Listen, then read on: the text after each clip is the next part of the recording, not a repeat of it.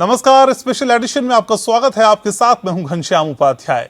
5 राज्यों में कुछ ही समय बाद विधानसभा चुनाव की घोषणा होने वाली है, लेकिन उससे पहले ही राज्य सरकार ने वादों की भरमार कर दी है। असम हो या पश्चिम बंगाल, सभी की नजरें इन दोनों महत्वपूर्ण राज्यों के चुनाव पर हैं। लिहाजा असम में एक ही दिन में, जी हां, एक ही दिन में करीब 30,000 टीचर्स की नियुक्ति की जा रही है। तो पश्चिम बंगाल में ममता दीदी अंतरिम बजट के जरिए गोटियां बिछाने में लगी हैं। वहीं तमिलनाडु सरकार भी किसान कार्ड के जरिए वोटर्स को लुभा रही है। अहम सवाल यह कि आखिर चुनाव के समय ही क्यों नेताओं को, राजनीतिक दलों को जनता की इतनी शिद्दत से याद आती है। 5 साल जब सत्ता में होने पर कुछ करने का समय होता है तो जनता भुला दी जाती है, लेकिन चुनाव नजदीक आते ही कृपा बरसने लगती है। क्या ये सौगातों से चुनावी सौदा करने की बात नहीं है? क्या ये मतदाताओं को अपने पक्ष में करने के लिए, रिझाने के लिए एक चाल नहीं है? इन सब बातों को आज समझने की कोशिश करेंगे, लेकिन उससे पहले आपको ये रिपोर्ट दिखाते हैं।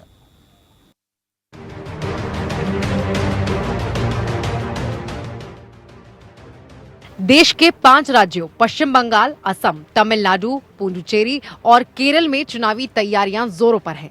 सभी राजनीतिक दलों ने अपनी कमर कस ली है और चुनावी बिसात पर अपनी अपनी रोटियां फेंकने में मशगूल हो गए हैं। वोटरों को लुभाने के लिए सत्ताधारी पार्टियों ने खजाना भी खोल दिया है। मतदाताओं पर हर तरफ से कृपा बरसाई जा रही है। चुनावी चाशनी में वादों को लपेटकर योजनाओं को अमली जामा पहनाया जा रहा है। असम सरकार ने शुक्रवार को राज्य में 29,701 शिक्षकों को नियुक्ति पत्र सौंपकर बड़े पैमाने पर भर्ती अभियान चलाया। राज्य के शिक्षण संस्थानों में शिक्षकों की कमी रही थी, जिसके चलते अब 29,000 से अधिक पदों पर शिक्षकों की भर्ती की गई है। इस अवसर पर मुख्यमंत्री सर्बानंद सोनोवाल ने कहा कि एक दिन में हजारों शिक्षकों की भर्ती ने साबित कर दिया है कि राज्य सरकार शिक्षा क्षेत्र में गुणात्मक सुधार लाने के लिए इच्छुक है। गौरतलब है कि राज्य में संभवतः अप्रैल में होने जा रहे विधानसभा चुनावों से पहले ये बड़ी भर्ती की गई है। We have recruited almost 30,000 teachers and this is a big day for us. We have almost filled up the vacancies that existed in the education department and also we have resolved many pending issues regarding appointment of teachers. So now the department will be able to concentrate more on quality education. भैंसर school का appointment और 3 teacher का appointment के लिए आज ये जो ceremony क्या है, बहुत अच्छा लग रहा है, बहुत अच्छा है। वो असम गवर्नमेंट ने जो किया है ये तो वो इतिहास में नहीं हुआ है। हम तो वो 27 इयर्स हो गया मेरा, आज अपॉइंटमेंट मिलना है 27 इयर्स का बाद। मेरा सिलेक्शन हुआ है कचरा डिस्ट्रिक्ट में। मैं बहुत खुश हूँ आज इस तरह सीएम सर से अपॉइंटमेंट लेके, और कुछ नहीं करना चाहती। मैं अपने माता पिता को बहुत धन्यवाद करना चाहती हूँ और कुछ धन्यवाद। बहुत ही अच्छा फील हो रहा है ऐसे अपॉइंटमेंट लेके। वहीं तमिलनाडु सरकार ने भी किसान आंदोलन का मूड भांपते हुए किसानों को राहत देने वाला बड़ा फैसला लिया है। इनमें किसानों का 12,110 करोड़ रुपए का कर्ज माफ करने का ऐलान किया गया है। ये कर्ज कॉरपोरेटिव बैंकों द्वारा लिया गया था। इस फैसले का सीधा लाभ सीधे तौर पर 16,43,000 किसानों को होगा। इससे पहले 1 फरवरी को ही किसानों के लिए अन्य योजनाओं का ऐलान भी किया गया था। तब मुख्यमंत्री के पलनीस्वामी ने ऐलान किया था कि जनवरी में हुई बारिश के कारण फसलों को हुए नुकसान की भरपाई के लिए तमिलनाडु सरकार राज्य भर में 11,43,000 किसानों को सहायता के तौर पर 1,116.97 करोड़ रुपए सीधे उनके बैंक खातों में देगी। इसके अलावा चुनाव की दृष्टि से सबसे महत्वपूर्ण पश्चिम बंगाल में तो केंद्र सरकार के अलावा ममता दीदी भी पूरी तरह से ताल ठोक कर मैदान में कूद पड़ी हैं। शुक्रवार को अंतरिम बजट पेश करते हुए ममता बनर्जी ने सौगातों की झड़ी लगा दी। सीएम ममता ने किसान कार्ड खेला और कृषक बंधु योजना के तहत बजट को 5,000 करोड़ रुपए से बढ़ाकर 6,000 करोड़ रुपए कर दिया। साथ ही कोलकाता पुलिस फोर्स में नेताजी सुभाष चंद्र बोस के नाम पर एक नई बटालियन की स्थापना का भी प्रस्ताव रखा है। इसके अलावा अगले साल से हर साल 9वीं कक्षा से 12वीं तक के विद्यार्थियों को टैब देने की घोषणा की गई है। वहीं प्रधानमंत्री नरेंद्र मोदी 7 फरवरी को असम और पश्चिम बंगाल राज्यों का दौरा करेंगे। प्रधानमंत्री असम में 2 अस्पतालों का शिलान्यास करेंगे और सोनितपुर जिले के ढेकियाजुली में राज्य के राजमार्गों और प्रमुख जिला सड़कों के लिए समर्पित एक कार्यक्रम असोम माला का शुभारंभ भी करेंगे। इसके बाद शाम को वो पश्चिम बंगाल के हल्दिया में प्रमुख बुनियादी ढांचा परियोजनाओं की आधारशिला रखेंगे, जिसमें प्रमुख रूप से 348 किलोमीटर लंबे डोभी दुर्गापुर प्राकृतिक गैस पाइपलाइन खंड को देश को समर्पित किया जाएगा। इसके अलावा भी राज्य के विकास के लिए कई तोहफों की बरसात की जाएगी। जाहिर है सभी सरकारों ने चुनावों को ध्यान में रखते हुए खजाने का पिटारा खोल दिया है, लेकिन लाख टके का सवाल ये है कि ऐन चुनावों के मौके पर ही राजनीतिक दलों की नजरें वोटरों पर क्यों इनायत होती हैं। Bureau report. तो यही समझने की कोशिश करेंगे कि आखिर चुनाव के नजदीक आते ही इस तरह की मेहरबानियां क्यों, इन मेहरबानियों का सबब क्या है, इसके पीछे का सबब क्या है। मेरे साथ बेहद खास मेहमान जुड़ रहे हैं, परिचय मैं आपका करा दूं। मेरे साथ राजेंद्र भोनवाल जी जुड़ रहे हैं, पूर्व मुख्य चुनाव आयुक्त उत्तर प्रदेश। जसकीरत सिंह मेरे साथ जुड़ रहे हैं, प्रभारी नॉर्थ जोन एडीआर। रविशंकर जी मेरे साथ जुड़ रहे हैं, संपादक हैं दैनिक पूर्वोदय टाइम्स के। आशीष दीक्षित मेरे साथ जुड़ रहे हैं, प्रवक्ता कांग्रेस उत्तर प्रदेश। और शारदानंद मेरे साथ जुड़ रहे हैं, बीजेपी उत्तर प्रदेश से। आप सभी का स्वागत। सबसे पहले शारदानंद जी आप के पास आना चाहूंगा, क्या माना जाए इन सौगातों के जरिए चुनावी सौदेबाजी की जा रही है?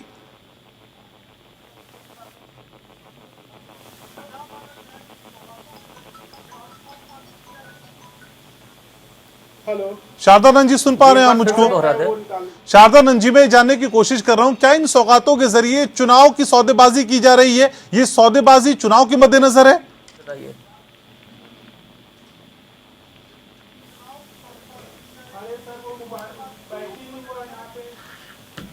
देखिए, जो सौगात है वो सौगात जहां जहां पे जिन जिन सरकारों ने दिया है, यह लोकतंत्र है। लोकतंत्र का फैसला आम जनता ही करती है। और आज से नहीं, जब से देश आजाद हुआ है तब से लेकर आज तक यह जो पश्चिम बंगाल से लेकर के अन्य जगहों पर देखने को मिला है, यह एक क्षणिक काम है। पश्चिम बंगाल में तो मान ही लीजिए कि दीदी से सब लोग त्रस्त हैं और दीदी की सरकार किसी सूरत में इस बार पश्चिम बंगाल में नहीं बन रही है। भारतीय जनता पार्टी का प्रचंड बहुमत में सरकार आएगा। और यह जो वर्तमान घोषणा हो रहा है किसानों को लेकर के, युवाओं को लेकर के, तो मैं यह बता देना चाहता हूं कि भारतीय जनता पार्टी की प्रदेश की सरकार हो या केंद्र की सरकार हो, दोनों सरकारों के केंद्र में किसान और युवा रहे हैं और उनके लिए विभिन्न आयामों पर उनके उत्थान के लिए, उत्तरोत्तर वृद्धि के लिए कार्य किए गए हैं, जो जनता के हित में है और जनता उससे लाभान्वित होती चली आ रही है।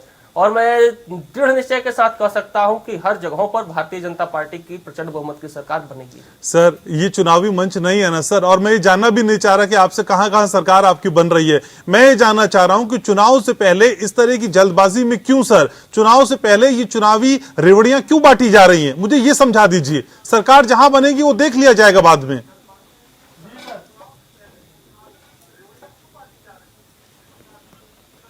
तो जा रही, लेकिन यहाँ से बेल आ नहीं रही है। बता सकते, ये तो उन लोगों के पास ही इसका उत्तर होगा। हम लोगों की सरकार तो चाहे जहां की भी हो, सरकार बनते ही कल्याणकारी योजनाएं शुरू हो जाती हैं और जन कल्याण का काम शुरू हो जाता है। लेकिन अब जी ठीक है, लग रहा है लखनऊ में कोई दिक्कत है, पहले उन दिक्कतों को दूर कर लेते हैं, फिर मैं आपके पास आऊंगा। हमारे साथ दूसरे खास मेहमान भी जुड़े हुए हैं, राजेंद्र भोनवाल जी हमारे साथ हैं। भोनवाल साहब, हम आदर्श चुनाव संहिता की तो बात करते हैं, लेकिन आदर्श आचार व्यवहार की बात करना भूल जाते हैं क्या? और ये उसी का परिणाम है?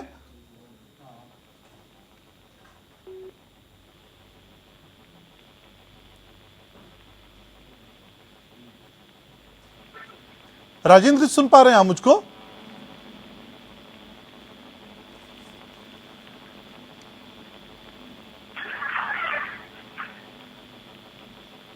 शायद आवाज नहीं जा पा रही। जसकीरत जी से बात करने की कोशिश करते हैं। सिंह साहब, उम्मीद कर रहा हूं कि मेरी आवाज आप तक पहुंच रही है। सर, आप मुझे सुन पा रहे हैं क्या?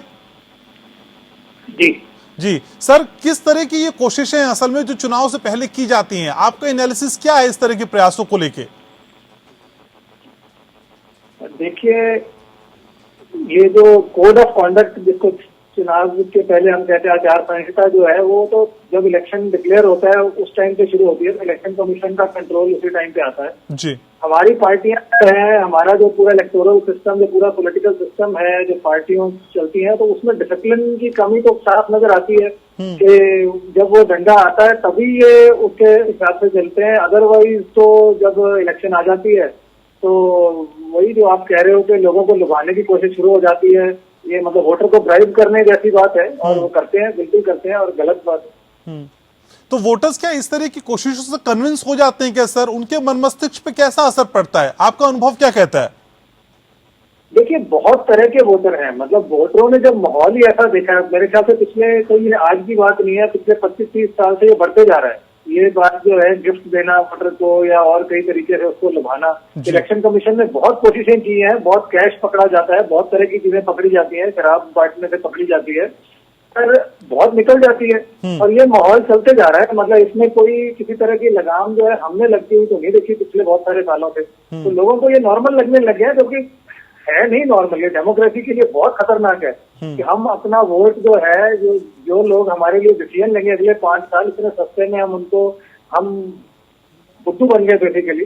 ये है हमारे लिए बहुत घातक, पर चल रहा है, प्रैक्टिकल बात है, सही बात है, चल रहा है। लेकिन सर क्या ये भी है कि वोटर्स इस तरह का फायदा तो उठा लेते हैं, लेकिन वोट उसी को देते हैं जिससे वो कन्विंस होते हैं? कई बार ऐसा भी है क्या?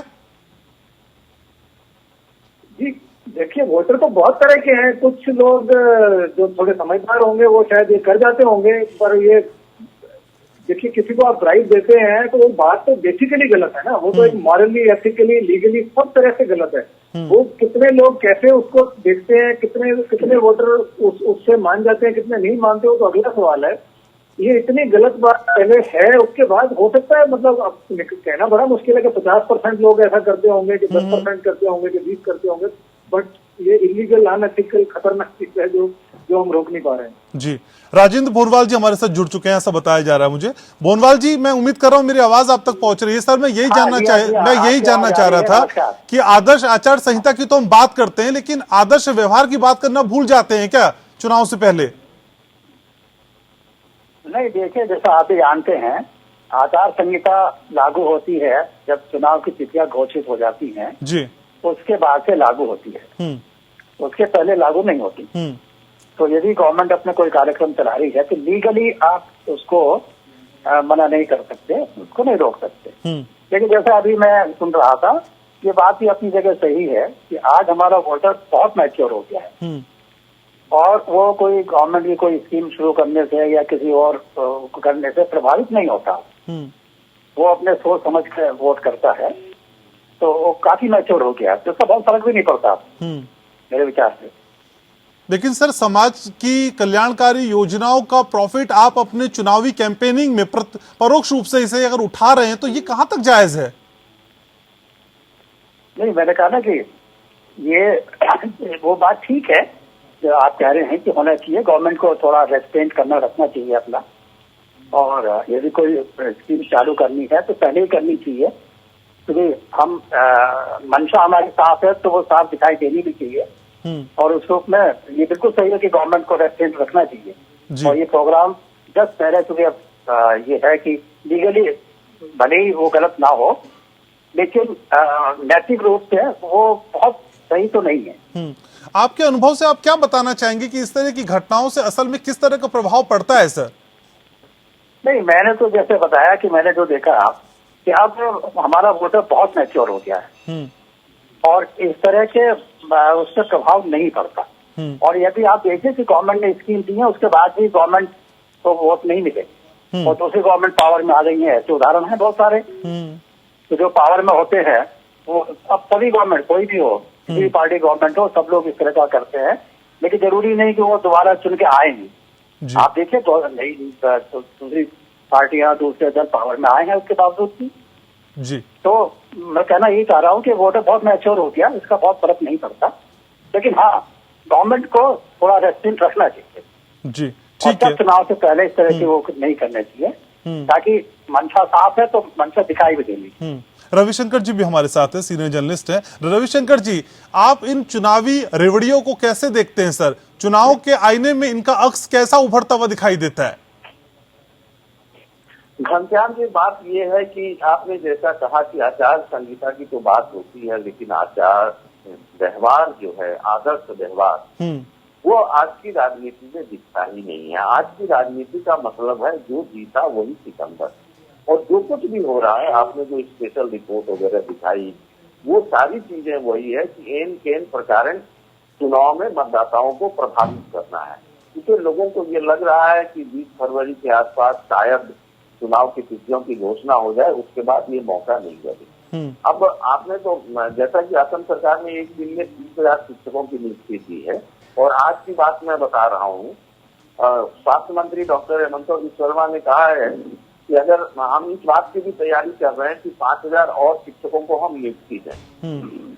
आज केंद्रीय वित्त मंत्री सीतारमन जी गुवाहाटी में थी, और उन्होंने असम चाय बगीचा पुरस्कार की तीसरी किस्त का वितरण किया। और ये चाय बागान के मजदूरों के लिए है पूरी की पूरी योजना।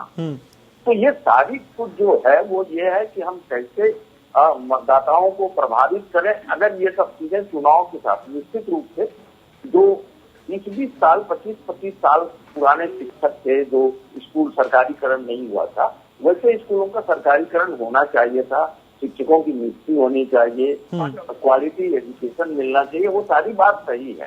लेकिन अचानक चुनाव के समय ही इतने थोक भाव में नियुक्तियों का सीधा मतलब तो वही है कि हम किस तरह से ज्यादा मतदाताओं तक सुविधाएं पहुंचाएं और उनको प्रभावित करें। सीधी सी इसका सीधा मतलब वही है। अब प्राइम मिनिस्टर भी कल आ रहे हैं, वो जखनाजुली में उनकी बड़ी रैली है। इसके अलावा वो 2 मेडिकल कॉलेज का शिलान्यास करेंगे, और भी कई योजना है, असम माला योजना का श्रीगणेश करेंगे। तो ये सारी योजनाएं कहीं ना कहीं चुनाव के पूर्व मतदाताओं को प्रभावित करने की ये सीधी से एक राजनीतिक एक पहल है। और आज की राजनीति में ये सारा कुछ हो रहा है। पश्चिम बंगाल में देखिए, ममता जी ने नेताजी के नाम पर पुलिस की कलर बटालियन की घोषणा कर दी। कहीं ना कहीं इमोशनली और आप संसाधन घोषणाओं के माध्यम से मतदाताओं को प्रभावित कर रहे हैं। और आज की राजनीति की सबसे बड़ी विडंबना यही है कि आदर्श की बात होती है, लेकिन आदर्श कहीं व्यवहार में दिखता नहीं है। जी, ठीक है। तो इसी आदर्श व्यवहार को समझने की कोशिश और इसे ढूंढने की कोशिश आज हम कर रहे हैं इस चर्चा के जरिए। हमारे साथ आशीष दीक्षित भी हैं कांग्रेस से। आशीष जी, असल में ये चुनावी तोहफे मजबूरी हैं या जरूरी है? चुनाव के लिहाज से आप कैसे देखते हैं इनको?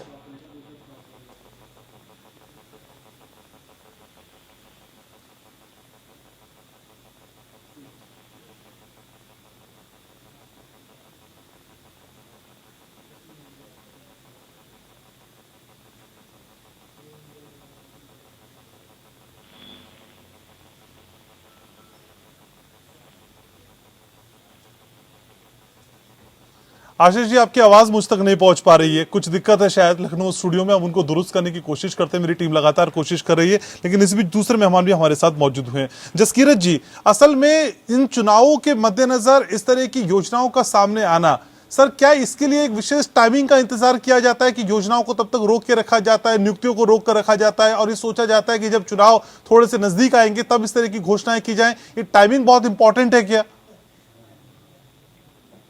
जी बिल्कुल, अगर ना होता तो पॉलिटिकल पार्टियां ऐसे क्यों सोचती है? मतलब वो तो मास्टर कह लीजिए सेल्समैन एंड मार्केटिंग के लोग होते हैं जो पॉलिटिक्स में होते हैं।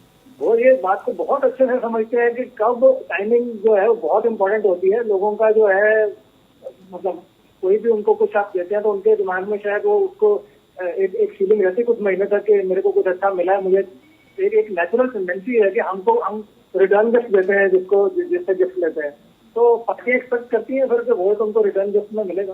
बिल्कुल जी बिल्कुल, जी।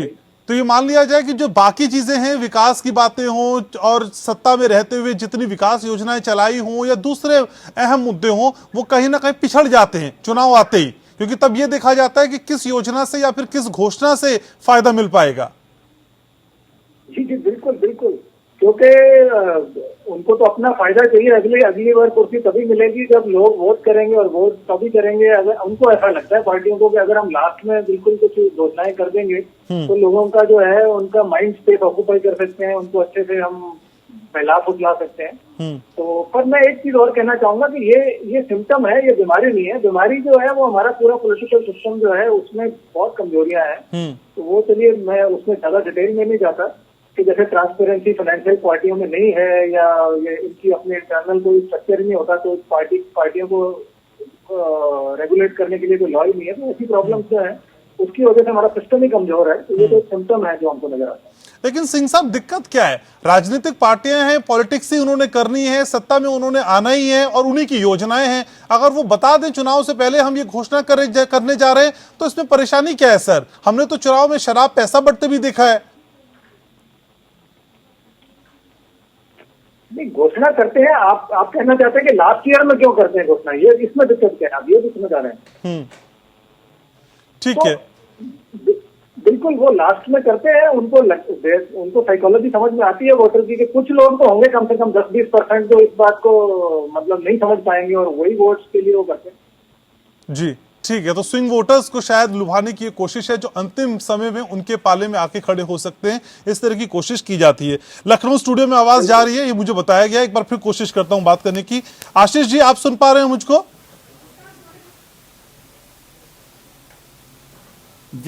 जी आशीष जी, मैं जानने की कोशिश कर रहा था आखिर ये जो चुनावी सौगातें हैं ये कितना जरूरी है किसी भी पॉलिटिकल पार्टी के लिए, क्योंकि सारी पार्टीज एक ही रंग में रंगी हुई नजर आती हैं जब चुनाव की बात होती है।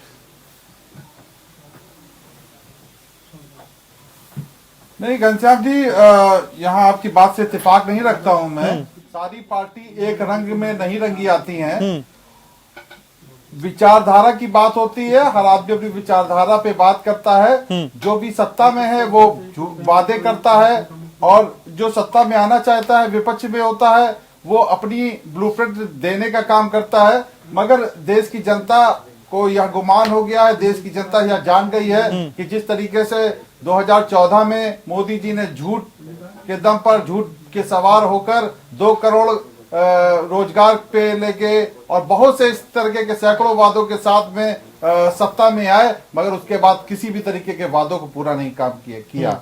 आज देश के हालात बहुत बदतर हैं, किसानों की स्थिति बहुत नाजुक है। किसान जो अन्नदाता है वो दिल्ली की सरहद पे खड़ा हुआ है, मगर प्रधानमंत्री मोदी जी उसकी बात आवाज नहीं सुनना चाहते हैं। वह खुद की मन की बात तो करते हैं मगर किसानों की मन की बात नहीं सुनना चाहते हैं। आज दिल्ली के बॉर्डर पे खड़ा हुआ है, उसको किस तरीके से लोकतंत्र की हत्या करने का काम किया जा रहा है, देश की जनता यह देख रही है और भारतीय जनता पार्टी को सारे प्रदेशों से और उसके बाद देश से उखाड़ फेंकने का काम इस देश की जनता करने जा रही है, क्योंकि माहौल बिल्कुल बदल गया है।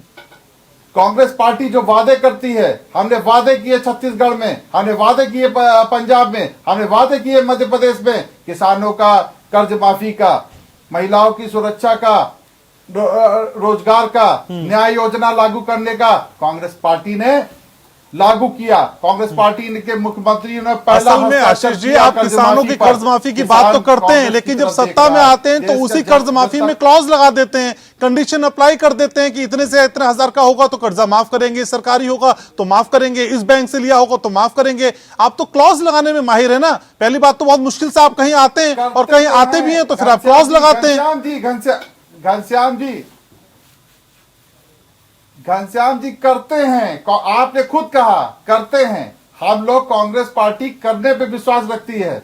मुख्यमंत्री मोदी जी ने कितने लोगों को रोजगार दे दिए। अरे जिनके पास रोजगार था उनके पास रोजगार नहीं बचा है। असम में 30,000 लोगों को एक साथ शिक्षक बना दिया है।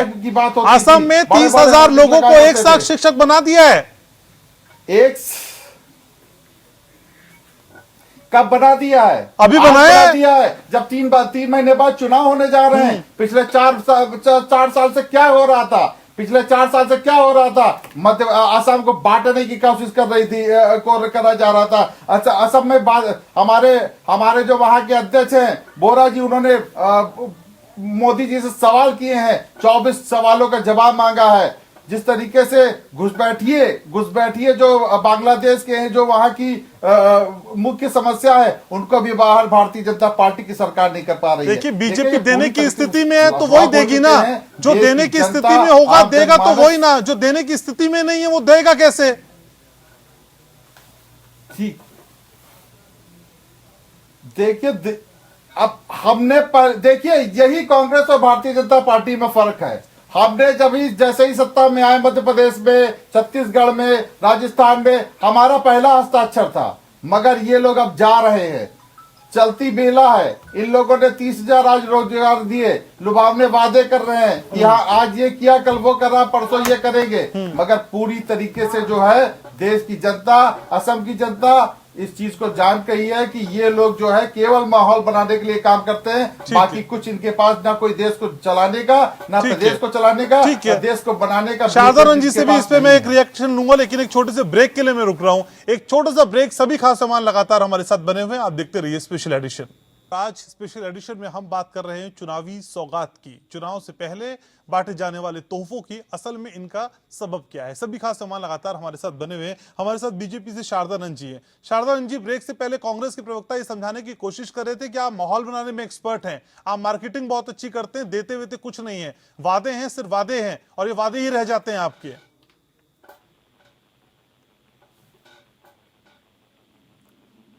ऐसा है कि भारतीय जनता पार्टी काम, कानून और न्याय में भरोसा रखती है। देश की आम जनता भारतीय जनता पार्टी पर अटूट विश्वास करती है। देश के यशस्वी प्रधानमंत्री आदरणीय नरेंद्र मोदी जी पर देश की जनता का अटूट विश्वास है। उत्तर प्रदेश में योगी जी का काम जन जन को छू रहा है, और उत्तर प्रदेश ही नहीं अगल बगल के प्रदेश के लोग भी उस काम का भूरी भूरी प्रशंसा करते हैं। हम लोग जब सत्ता में आए तो जो वादे किए थे वो वादे अक्षरशः हम लोगों ने पूरे किए। वो चाहे राम मंदिर का वादा हो, या कश्मीर का मामला हो, किसान का हो, या नौजवान का हो, हर मुद्दे पर भारतीय जनता पार्टी ने अपने कार्य किए, और हर कार्य जो कि देश हित में हो सकता है उसका काम करते हुए देश, समाज और लोक कल्याण और लोक मंगल को केंद्र बिंदु रख करके भारतीय जनता पार्टी निरंतर अग्रसर है। मैं केवल इतना ही बताना चाहता हूं कि कांग्रेस एक ऐसी पार्टी है जो कांग्रेस एक वक्त में नारा दिया करती थी, गरीबी हटाओ, न गरीब हटे न गरीबी हटी। वो लोगों की गरीबी को आज हम लोग धीरे धीरे हटाने का काम कर रहे हैं। तमाम योजनाएं जो जन जन को छू रही हैं, जिसके कारण प्रधानमंत्री जी पर अटूट विश्वास करते हुए देश की जनता ने उनको दूसरे बार सरकार सौंपा है, और वह सरकार लगातार जनहित का काम करते हुए आगे बढ़ रही है। समय समय पर टीवी के द्वारा या अन्य समाचार पत्रों के द्वारा जो भी सर्वेक्षण होता है उसमें हर जगहों पर भारतीय जनता पार्टी का प्रचंड जन सैलाब देखने को मिलता है, उनका बहुमत देखने को मिलता है। और रहा सवाल अब के चुनाव का, तो अब के चुनाव में भी भारतीय जनता पार्टी का शानदार और जानदार प्रदर्शन रहेगा और अप्रत्याशित प्रदर्शन रहेगा। हम लोगों की सरकार काम, कानून और न्याय को लेकर के बनती है, जन कल्याण को लेकर के बनती है, और आम जनता यह मान चुकी है कि देश में मोदी जी है तो देश का कल्याण है, देश में मोदी जी है तो देश का उत्थान है, देश में मोदी जी है तो देश की सुरक्षा है। जब कश्मीर से लेके कन्याकुमारी तक हर कोई आपकी भूरी भूरी प्रशंसा कर रहा है, आपके मोहपाश में बंधा हुआ है, कोई आपके बिना कुछ दूसरा ऑप्शन सोच नहीं पाता, तो कांग्रेस को इतना क्यों कोसते हैं सर? कांग्रेस तो कोई हैसियत ही नहीं रखती ना आपके हिसाब से, कांग्रेस एग्जिस्ट ही नहीं करती क्योंकि कांग्रेस मुक्त भारत हो चुका है आप कहते हैं, तो उसके बावजूद भी बिना कांग्रेस को कोसे आपका काम नहीं चलता है क्या?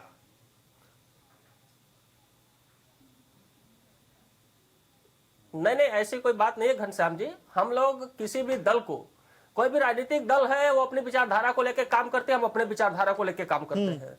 हम लोगों की विचारधारा को जनता ने सराहा, उसे पसंद किया, उसका देन है कि आज हम लोग भारत भर में सबसे बड़ी दल के रूप में और सबसे ज्यादा सरकारों के रूप में हम लोग काम कर रहे हैं। 30,000 शिक्षकों की नियुक्ति के पीछे की वजह क्या है? इतने बड़े कार्यकाल में आपको इन शिक्षकों की याद क्यों नहीं आई? आपको इन शिक्षकों की याद क्यों नहीं आई? अचानक चुनाव से पहले 30,000 शिक्षकों की नियुक्ति करने का यह फैसला क्या कहता है? ये भी समझाइए ना लोगों को।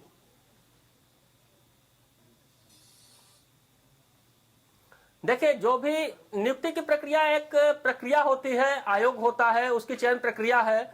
जब प्रक्रिया पूरी होती है तभी किसी को नियुक्ति पत्र बांटा जाता है। चुनाव से पहले वो भी घोषणा तो है नहीं कि मतलब हमने आज घोषणा कर दी कि 30,000 लोगों को नियुक्ति देंगे और आज शाम को पकड़ा दिया। उसकी कभी परीक्षा हुई होगी, कभी रिजल्ट आया होगा, कभी नियुक्ति पत्र बटा है, तो वो तो एक क्रम है जिस क्रम में बटता है। ये तो आप भी जानते हैं, हम भी जानते हैं, पूरा देश जानता है। तो इसमें क्या कोई घोषणा नहीं ना हो रही है कि ये घोषणा हमने कर दिया? और इस घोषणा के एवज में हमने शाम को नियुक्ति पत्र दे दिया।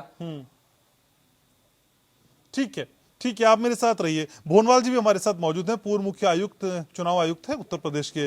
तो भोनवाल जी, असल में इस प्रक्रिया को आप कैसे देखते हैं कि चुनाव से पहले पार्टियों का जागृत हो जाना, एक्टिव हो जाना और उन तमाम लंबित पड़ी चीजों को अमली जामा पहना देना, सर ये अनंत काल तक यूं ही चलता रहेगा क्या?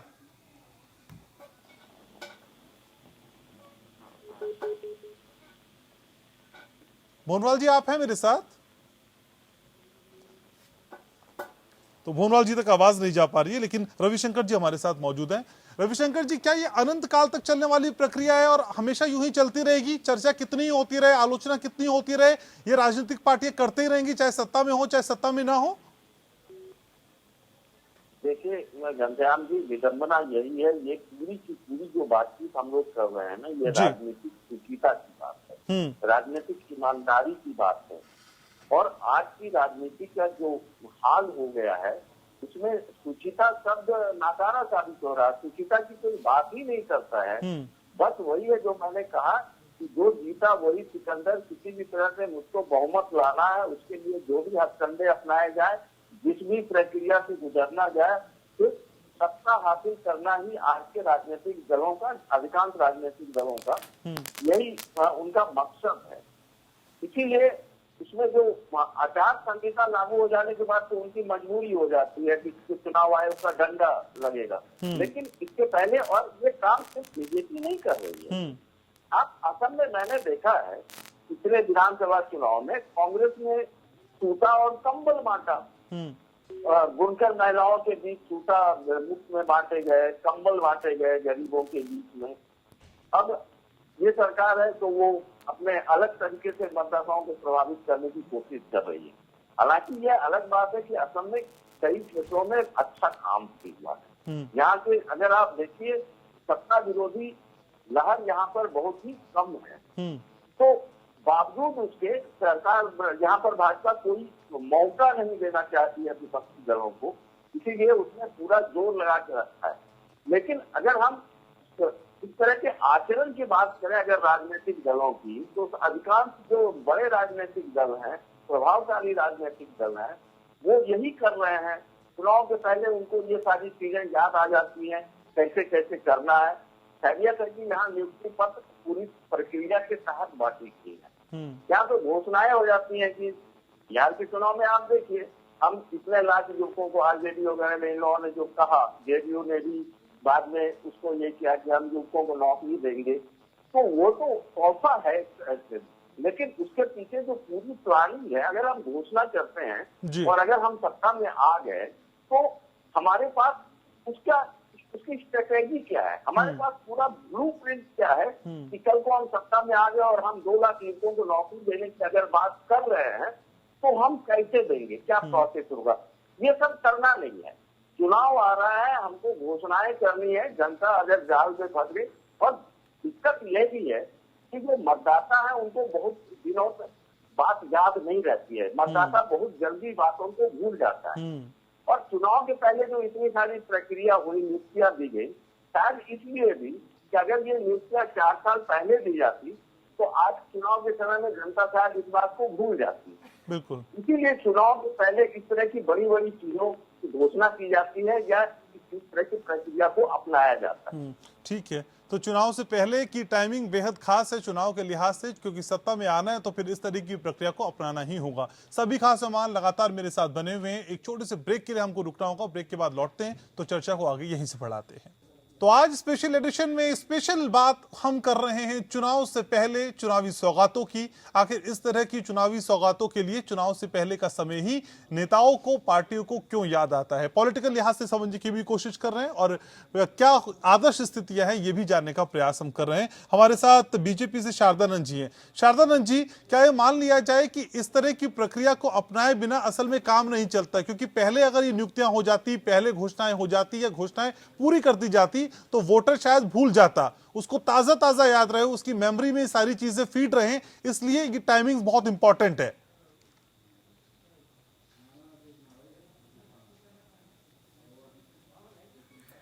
देखिए घनश्याम जी, एक भर्ती प्रक्रिया होती है, आप भी जानते हैं कि पहले नोटिफिकेशन होगा, नहीं उससे निकल आइए, चलिए उसके उसे एग्जाम छोड़ का भी डेट दीजिए। आएगा, मैं एग्जाम जनरल बात होगा। कर रहा हूँ शारदानंद जी, मैं जनरल बात कर रहा हूँ, नियुक्ति को छोड़ भी दीजिए। हालांकि नियुक्तियां वो ऐसे, हमने लोगों की बाइट सुनी है जो बोल रहे थे 20-20 साल से अटके हुए हैं हम, वो अलग छो मसला है। लेकिन मुझे बताइए कि इस तरह की घोषणाएं और इस तरह की योजनाओं को अमली जामा पहनाने के लिए टाइमिंग कितनी बड़ी इंपॉर्टेंट रोल प्ले करती है?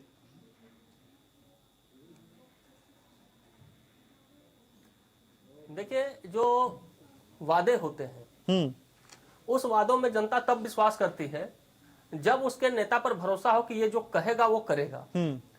कथनी और करनी राजनीति में चाल, चरित्र और चेहरा, यह 3 चीज मायने रखता है।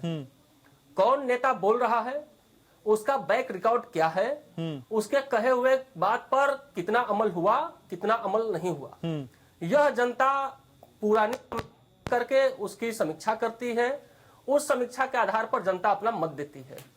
हाँ, चुनाव के समय में हर राजनीतिक दल कुछ ना कुछ, जहां पे जिसकी सरकार है, कुछ ना कुछ घोषणाएं करती हैं। जो विपक्ष में है वो लोग कुछ ना कुछ अपना ब्लूप्रिंट देते हैं, लेकिन और इस पर जनता का अटूट विश्वास है। हम लोग यह आम जनता जानती है और इसी के बल पर हम लोग हरियाणा की सरकार बनाने का पूरा दमखम देंगे और निश्चित तौर पर। सर, आज तकनीकी दिक्कतें बहुत हैं, आपकी आवाज मुझ तक अच्छे ढंग से नहीं पहुंच पा रही है। मैं भारतीय कुछ जनता और पार्टी कहिए, का आ पूर्ण गई बहुमत के साथ सरकार बनाएंगे। जी ठीक है, आप रहिए मेरे साथ। हमारे साथ जसकीरत जी भी हैं। जसकीरत जी, असल में चुनावी शुचिता के पैमाने क्या हैं सर? वो कौन से पैरामीटर हैं जब हम चुनावी शुचिता को समझ सकते हैं? देखिए, आइडियली तो जो चुनाव है उसमें लेवल प्लेइंग फील्ड की एक बात होती है कि भले ही आप सत्तारूढ़ दल हैं या आप ऑपोजिशन पार्टी हैं, एक इलेक्शन कमीशन को हमारे संविधान ने एक ड्यूटी दी है कि वो ऐसी माहौल बनाएगा कि दोनों जो पक्ष हैं उनको बराबर का एक लेवल प्लेइंग फील्ड मिलेगा, ताकि जो वोटर है वो बड़े अच्छे ढंग से चुनाव कर सके कि किसको वोट देना चाहिए अगले 5 साल के लिए। तो शुचिता तो तभी बन सकती है जब ये सारा प्रोसेस एक्चुअली प्रैक्टिकली भी वो काम करे। पर हम देख पा रहे हैं जो तो प्रैक्टिकली उसमें फेलिंग बहुत हो रही है। तो कॉन्स्टिट्यूशन तो देता है काफी गाइडलाइन और इलेक्शन कमीशन को बहुत पावर भी देता है उसको करने के लिए। तो कुछ हद तक तो ये प्रॉब्लम ये भी है कि इलेक्शन कमीशन को, पर क्योंकि पावर मिलती उस टाइम पे है जब चुनाव डिक्लेयर हो जाता है, तो कोई ना कोई शायद कोई लॉ की जरूरत है जो ये कर सके कि हम कोई गाइडलाइन बना सके, क्योंकि अभी तक हमारे पास है नहीं ऐसी। और उनको बनाने के लिए भी हमको पॉलिटिकल पावर पार्टीज की सपोर्ट चाहिए जो खुद नहीं चाहती कि ऐसा कुछ हो। जो सत्तारूढ़ दल है वो तो अपनी जगह पे, वो तो पावर के नशे में होते हैं। जो अपोजिशन पार्टी का वही साथ नहीं देती जब हम कोई रिफॉर्म की बात करते हैं। तो सबसे बड़ी दिक्कत यही आ जाती है कि जैसे आरटीआई की बात होती है कि पॉलिटिकल पार्टी पे लगाया जाए, पर जो पावर में पार्टी है वो नहीं मान रही, वो अलग बात है। अपोजिशन पार्टियां भी मानने को तैयार नहीं उस बात को। तो ये एक बहुत बड़ी दिक्कत है कि जो जहाँ भी सुधार करने की बात है, हम एक डेमोक्रेसी में पॉलिटिकल पार्टियों के साथ के बिना इसमें शुचिता नहीं ला सकते। और जब तक उनको हम मना नहीं पाते तब तक ये दिक्कत चलती रहेगी। ठीक है सर। रविशंकर जी भी हमारे साथ मौजूद हैं। रविशंकर जी, रात के अंधेरे में मतदाताओं को शराब बांटना, पैसे बांटना, टीवी सेट्स बांटना, कपड़े, बकरी, जूता, क्या क्या नहीं बांटा जाता सर। वो एक स्थिति वो, और एक स्थिति चुनाव से पहले सरकारी घोषणाओं को पूरा करना, नियुक्तियां देना, हाईवेज की घोषणा करना, एक स्थिति ये। सर, ये दोनों ही स्थितियां आप एक सी देखते हैं या इनमें कोई फर्क है? नहीं, मुझे एक लगता है कि एक चीज जो है कि हालांकि अब ये चीजें धीरे धीरे बहुत कम हुई हैं। जैसे पहले यहाँ असम में था, चाय दुकानों के मजदूरों के बीच कुछ नहीं करना है। चुनाव अगर परसों है तो आप शाम में पूरा सप्लाई कर देना है बगान के अनुसार। बगान के जो जितने प्रतिनिधि हैं और वो सप्लाई कर दिया जाता था ताकि दूसरे दिन लोग मस्त रहें और फिर जाकर वो वोट देते थे। ये चाय दुकानों में ये हम लोगों ने बहुत करीब से देखा है। अब ये चीजें कमी है क्योंकि अब चाय बागान में भी जो कैडर है, चाय बागान में बहुत सारे पढ़े लिखे लड़के आ गए हैं, युवक हैं, जागरूक है, वो ये सब हथकंडा नहीं चलने देते। लेकिन चुनाव के पहले जो इस तरह की घोषणाएं हैं ये भी तो प्रलोभन ही है। वो आचार संहिता के तहत वो काम किया जा रहा था। जब चुनाव घोषित हो गया और ये चुनाव घोषित नहीं हुआ है तब इस तरह का काम किया जा रहा है। तो इसका सीधा मतलब है कि कहीं ना कहीं हम मतदाताओं को प्रभावित करना चाह रहे हैं। इसमें अगर आप देखा जाए तो दोनों का मकसद वही है। कि मतदाताओं को प्रभावित करना और कैसे किया जाए। या आज ही जो फंक्शन हुआ वो उसमें कुछ नहीं था, वो जो चाय बगीचा जो पुरस्कार योजना थी, पहले 2 किस्त मिल चुके हैं चाय मजदूरों के अकाउंट में, तो तीसरा किस्त आ गए। इसके लिए आज एक बहुत बड़ी मीटिंग की गई। तो सरकार ये बताना चाहती है कि हमने आपके लिए ये काम किया, देखिए आपके अकाउंट में हम पैसा डाल रहे हैं। तो कहीं ना कहीं मतदाताओं को ये समझाने की कोशिश है कि हम देखिए आपके लिए कितना सोच रहे, तो वो प्रभावित। या जो अभी जो लगातार अभी योजनाएं घोषणा हो रही हैं, शिलान्यास हो रहे हैं, नई योजनाएं थी उनको पूरा किया गया है, उनका उद्घाटन हो रहा है। तो ये सारी चीजें, और सिर्फ असम ही नहीं, ये तो पूरे देश का प्रतिनिधित्व ऐसा हो गया है। ऐसे में जब तक अच्छे लोग राजनीति में नहीं आएंगे, जो मैंने कहीं ना कहीं राजनीतिक शुचिता में विश्वास करते हैं, तब तक इन चीजों को अब रोक पाना मुझे तो बहुत मुश्किल लग रहा है। नहीं, ये लोग सर आएंगे कैसे? क्योंकि चुनाव आयोग का भी डर एक सीमित समय तक है, आदर्श संहिता की हम बात करते हैं वो भी एक सीमित समय तक है, पूरा कार्यकाल बचा है। सर इन लोगों को हम आते हुए देखेंगे कैसे सर? देखिए, मैं वही बात बोल रहा हूँ, ये राजनीतिक दलों की जो राजनीतिक शुचिता है, उसकी जो राजनीतिक पवित्रता है, जो हमारा बंधन है, जो हमारी जो पूरी जो प्रक्रिया है, हम इस तरह से ट्रांसपेरेंसी ढंग से उसको पारदर्शी तरीके से मतदाताओं के समक्ष ले जाते हैं, हम अपनी योजनाओं को मतदाताओं के समक्ष ले जाते हैं, वह बात तो समझ में आती है। चुनाव घोषणा पत्र जारी होता है, लेकिन जो घोषणाओं को लागू करने का जो समय थी, चुनाव से पहले चुना जाना, वो मैं जो बोल रहा हूँ कि टाइम फैक्टर बहुत ही महत्वपूर्ण रोल निभाता है। अगर जहाँ की सरकार सत्ता में आते के 1 साल के अंदर इन सारी चीजों को पूरा कर देती, तो मतदाताओं के सामने नए नए मुद्दे आते, उनकी नई मांग आती। इसीलिए बेहतर है कि जैसे भी चुनाव करीब आए, उस समय जो भी इस तरह की चीजें हैं, शिक्षकों की नियुक्ति है या इस तरह के जो भी हैं, लगातार नियुक्तियां हो रही हैं असम में, वो उसी समय किया जाए ताकि मतदाताओं के दिमाग में वो बात रहे। इस सरकार ने ठीक है सर, तो ये चुनावी बेला है और इस बेला में इस तरह की तस्वीर हम और आप अक्सर देखते हैं और आगे भी देखते रहेंगे, इससे इनकार नहीं किया जा सकता। बहुत शुक्रिया आप सभी खास मेहमानों को आने के लिए, चर्चा में जुड़ने के लिए, अपनी राय रखने के लिए।